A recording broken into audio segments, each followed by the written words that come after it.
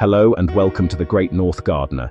Here you can find help in starting and creating a garden for your home. Today, we are going to explore a wonderful idea. It is called the lazy garden. This is not about being truly lazy, of course. It is about being smart and efficient. Let nature do most of the heavy lifting for you. This how-to guide shows you how to create a beautiful, productive space with less work than you think.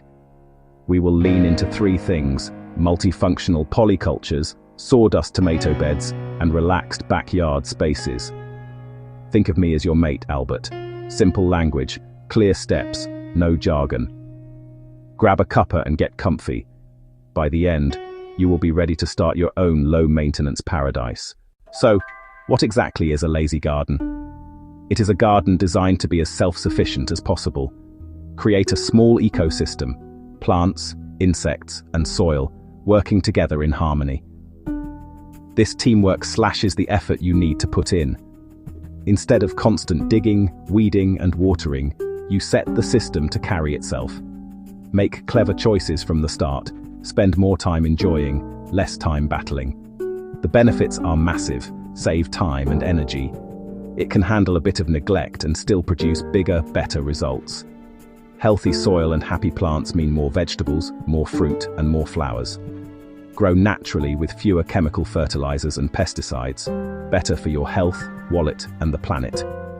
Simple example: mulch stops weeds, keeps soil moist, and feeds plants. Another, choose native plants. Adapted, tough, and low maintenance. In our lazy gardening kit, the star is the multifunctional polyculture. It means planting different types together in the same bed, a super team. Each plant has a role.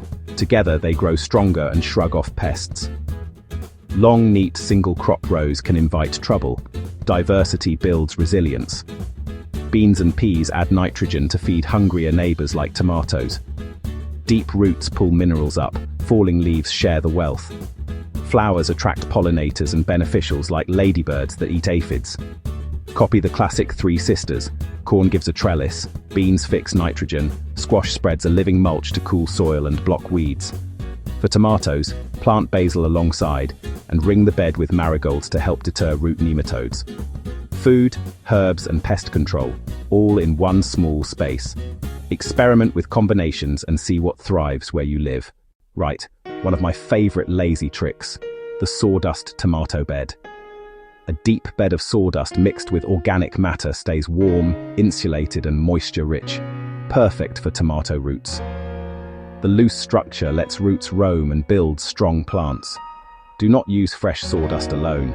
It steals nitrogen and will starve your plants. Layer with grass clippings, kitchen scraps, compost, or well-rotted manure in a raised frame or mound about a foot deep.